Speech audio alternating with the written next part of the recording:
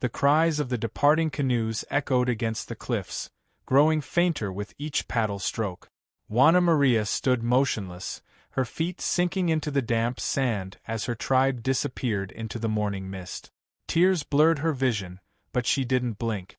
The missionaries had promised safety, but her heart told her this departure was the beginning of a nightmare. Her brother had begged her to leave. "Come with us," he had said, his voice trembling with urgency. But the island was her home, and she couldn't abandon it, not yet. There were belongings to gather, duties to fulfill.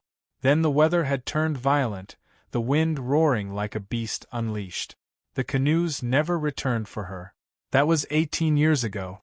The memory still haunted her as she crouched on a jagged rock, scanning the horizon. Her world had shrunk to the contours of San Nicolas Island, a desolate expanse of barren cliffs, dry grasslands, and an ocean so vast it seemed to swallow the sky. She had grown used to the solitude, but on days like this, the weight of silence pressed against her chest. Her stomach growled, snapping her back to the present. Hunger was a constant companion. She pulled herself upright and made her way toward the tidal pools where shellfish clung to the rocks. Her bare feet navigated the sharp stones with practiced ease. Juana knelt beside the water, her hands moving quickly to pry loose limpets and mussels. The salty air stung her nostrils, mingling with the briny tang of seaweed. She had no fire today. The wind was too fierce, and the smoke would give her presence away if strangers were near. She ate the shellfish raw, savoring the burst of salty juice despite its slimy texture. The sun was low in the sky when the wind began to howl. She looked up, her heart sinking. Clouds gathered on the horizon, dark and ominous. A storm was coming. Juana moved quickly. She gathered what little she had, a woven grass mat, a sharpened bone knife, and her crude spear. Her shelter was a hollow beneath a rocky overhang, barely enough to shield her from the elements. She'd survived storms before, but each one was a test of her endurance. As the first drops of rain began to fall, she secured her belongings and pressed herself into the cave. Thunder rolled across the sky, shaking the ground beneath her. The ocean roared, waves crashing against the cliffs with feral intensity. She closed her eyes, trying to steady her breathing. She had learned to live with fear, but it never truly left her. Every storm felt like a reminder of her vulnerability, a whisper of how easily nature could reclaim her. Hours passed. The storm raged on, and exhaustion began to pull her into a restless sleep. Suddenly, a sound cut through the thunder, a deep, unnatural groan. Her eyes snapped open. It wasn't the wind or the waves. It was something else. Cautiously, Juana crawled to the edge of the overhang and peered into the darkness. Lightning illuminated the scene for a fleeting moment, and she saw it. A massive ship, its sails torn to shreds, listing dangerously close to the island's rocky shore. Her breath caught. For the first time in years, there was someone else on the island. She didn't know whether to feel hope or dread. The ship's hull groaned as it collided with the jagged rocks, its timbers splintering under the relentless force of the waves.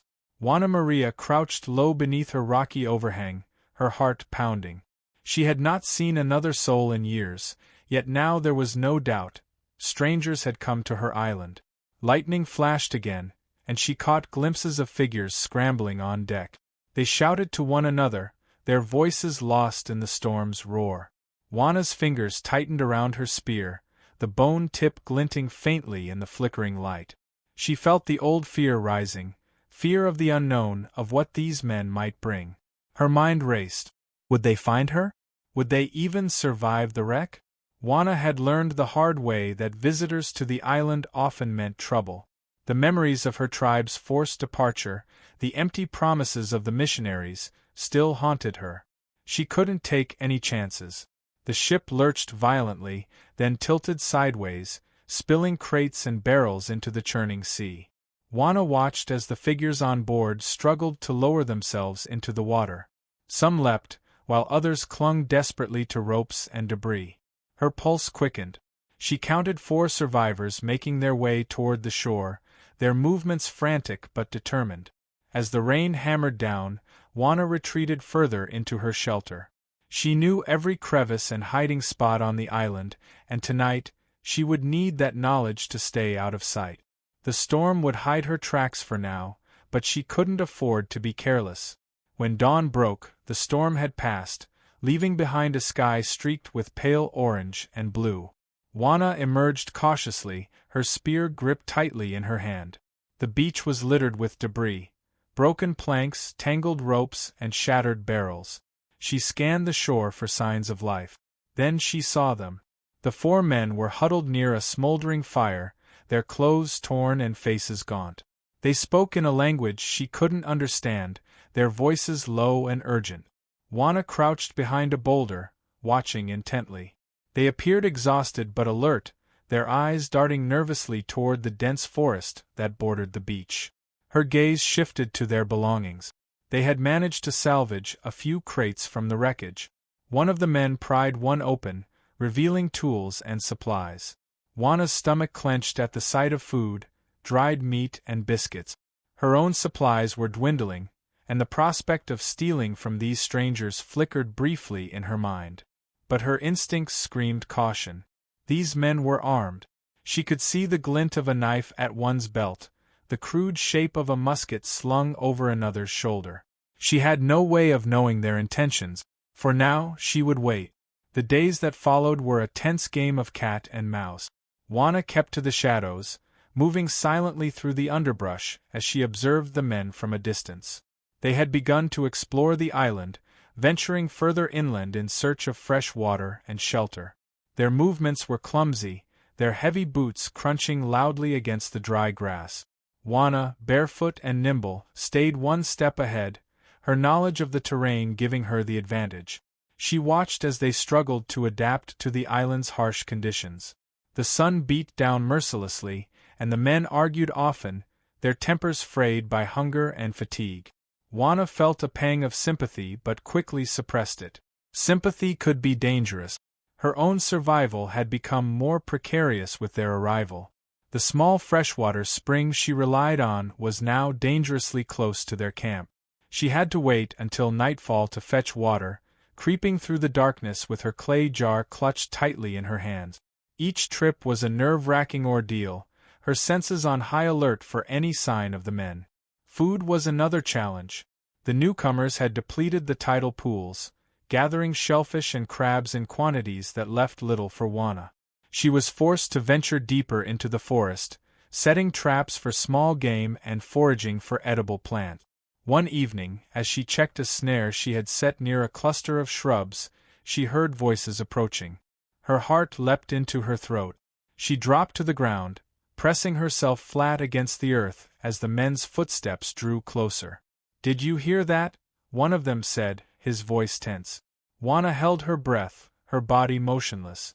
"It's just the wind," another replied, though he didn't sound convinced. The footsteps paused, then moved on. Juana waited until the sound had faded completely before she dared to move. Her hands were trembling, but her grip on her spear was steady. That night, she climbed to a high vantage point overlooking the men's camp. The flickering light of their fire illuminated their weary faces. They were speaking in hushed tones, and Juana strained to catch their words, though their language remained foreign to her. One man, taller and more authoritative than the others, seemed to be giving orders. The others nodded reluctantly, their expressions grim.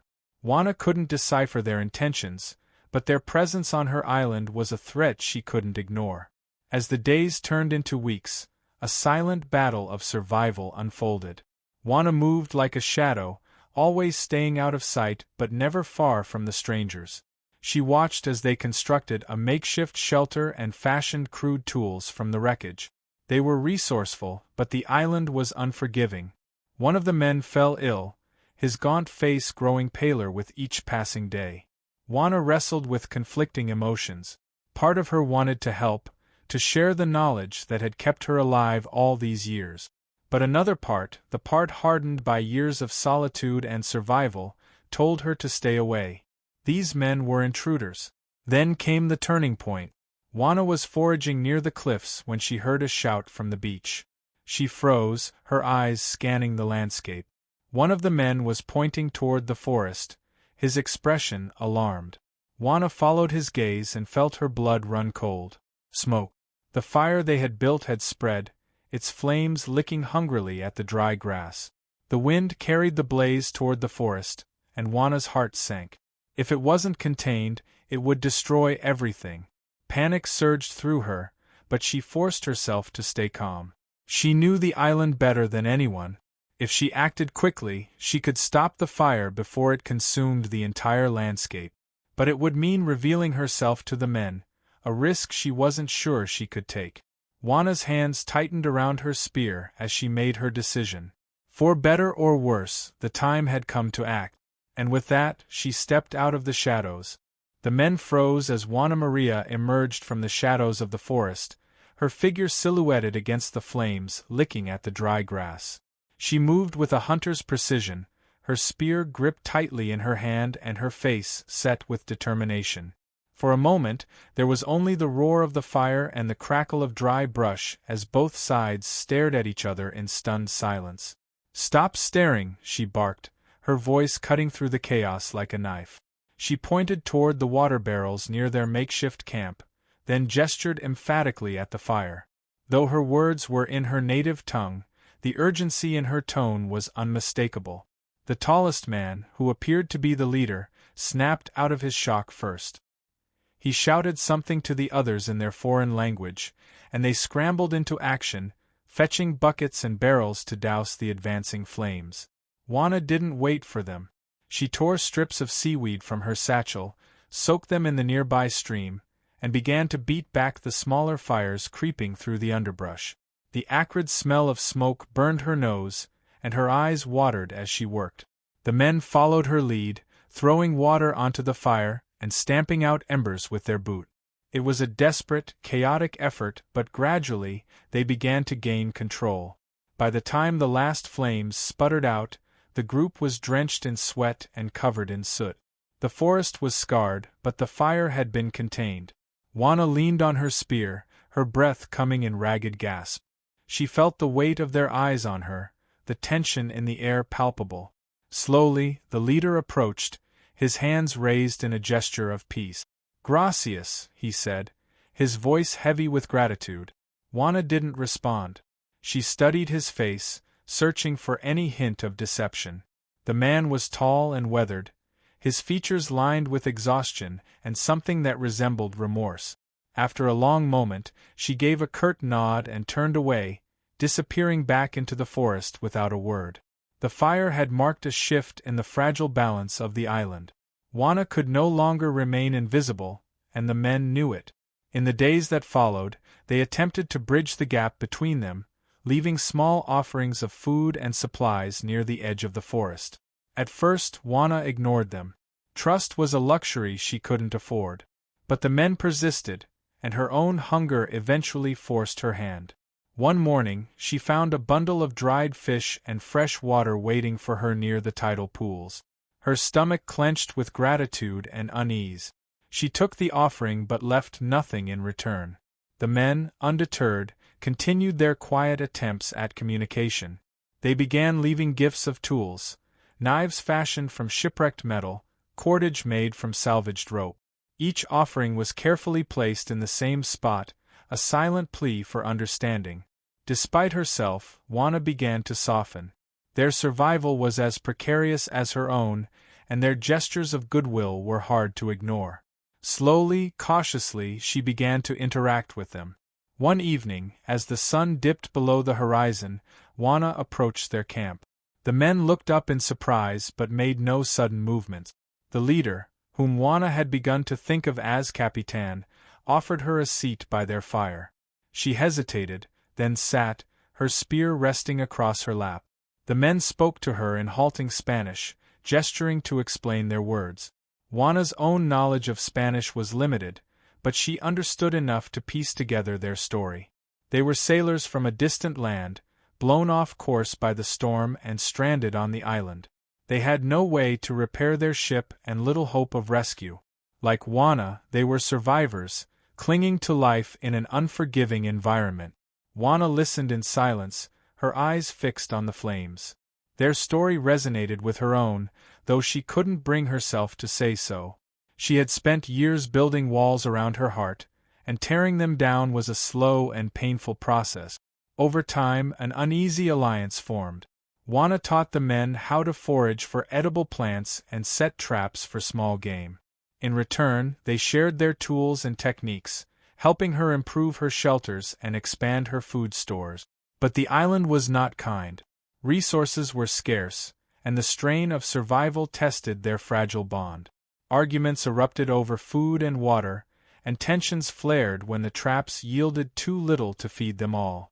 One day, as Juana returned from checking her snares, she found the camp in disarray. Two of the men were shouting, their faces red with anger. Capitan stood between them, his expression grim. "What happened?" Juana asked, her voice sharp. One of the men pointed toward the meager pile of fish and crabs. "He stole extra," the man growled, his words fractured but clear. Juana's jaw tightened. Hunger was a cruel master, driving even the most civilized to desperation. She stepped forward, her gaze hard. "Enough," she said, her tone leaving no room for argument. The men fell silent, their anger simmering beneath the surface. Juana felt the weight of their resentment but pushed it aside. Survival demanded cooperation, and she wouldn't allow petty conflicts to tear them apart. As the days turned to weeks, Juana found herself reflecting on her past. Memories of her tribe surfaced unbidden, their faces blurring with the faces of the strangers she now lived among. She thought of her brother, his voice echoing in her mind. Come with us? Had she made the right choice in staying behind? Or had she doomed herself to this endless struggle, caught between solitude and the fragile companionship of outsiders? One night, as the group gathered around the fire, Juana spoke for the first time about her tribe. Her voice trembled as she recounted the day they left, the storm that had sealed her fate, and the years of isolation that followed. The men listened in silence, their expressions somber. For the first time, Juana saw them not as intruders but as fellow survivors, each carrying their own burdens. But the peace was short-lived.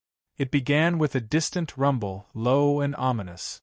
Juana tensed, her eyes scanning the horizon. The ground beneath her feet trembled, and the ocean seemed to pull back, its waves retreating unnaturally far from the shore. "Earthquake," she whispered, her voice tight with fear. The men looked at her in confusion, but the urgency in her tone spurred them into action. "Move!" she shouted, gesturing toward higher ground. They ran, the earth shaking violently beneath them. Juana's heart pounded as she climbed the steep cliffs, her legs burning with effort. Behind her, the ocean roared back with a vengeance, a massive wave rising from the depth. The tsunami crashed against the island with terrifying force, sweeping away everything in its path. Juana clung to the rocky ledge, her fingers digging into the stone as the water surged below. When the chaos subsided, the island was unrecognizable. The camp was gone, the beach littered with debris. Juana and the men stood in stunned silence, their breaths ragged. The tsunami had taken nearly everything. As they surveyed the devastation, Juana realized the fragile bond they had forged would now be tested in ways none of them could have imagined. They were back to nothing, their survival more uncertain than ever. The island lay in ruins, its once familiar contours altered by the violent surge of the tsunami. Trees were uprooted, the beach was stripped bare, and the few shelters they had constructed were obliterated. Juana Maria stood on a high ridge, staring at the devastation below. Her chest felt heavy, but she refused to let despair take hold. "This is not the end," she whispered to herself. Capitan approached her, his expression weary but resolute. "We start over," he said in broken Spanish, his voice firm. Juana nodded. Survival was a rhythm she had mastered long ago, and now she would teach it again, to herself and to the strangers who had become her unlikely allies. Rebuilding from nothing. The days that followed were grueling. Every task felt monumental, every step forward hard one. Juana led the way, her years of solitude having taught her how to adapt to even the harshest setback. They began with water. The freshwater spring, though disrupted, still trickled faintly. Juana showed the men how to dig channels to collect the water more efficiently. For food, they scavenged the flotsam left by the tsunami, salvaging whatever edible remnants they could find. Juana's expertise became their lifeline. She fashioned new traps from driftwood and bone, demonstrated how to weave baskets for carrying supplies, and identified plants that could be used as medicine or sustenance. The men, in turn, contributed their own skills. One, a carpenter, used scraps from the wreckage to rebuild a crude shelter. Another, skilled with knots, created durable fishing lines from frayed rope. Slowly, their efforts began to bear fruit, and a fragile sense of stability returned. Yet, the island itself seemed intent on testing their resolve. The silent threat. One afternoon, Juana noticed something unusual. The small animals she depended on for food, rabbits, birds, and crabs, were scarce. Even the tidal pools, usually teeming with life, seemed eerily quiet. Her instincts prickled with unease. She shared her concerns with Capitan, who frowned deeply. "What does it mean?" he asked. Juana didn't have an answer, but her intuition told her danger was near. She urged the group to stockpile food and water, pushing them to prepare for the unknown. Days later, her fears were realized. A violent storm rolled in, unlike any they had faced before.